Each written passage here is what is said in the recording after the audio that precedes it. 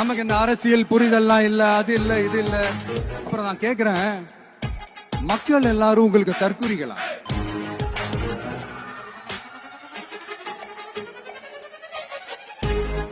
அதே மக்களோட ஓட்டு வாங்க போற நாம தற்குறிகள்னா, அப்ப இவ்வளவு நாள் அதே மக்கள் கிட்ட இருந்தானே நீங்க ஓட்டு வாங்கிட்டு இருந்தீங்க.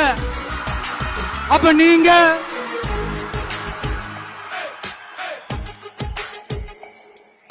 அந்த மக்களுக்கு நீங்க காட்டுற மரியாதையும் நன்றியும் இதுதானா?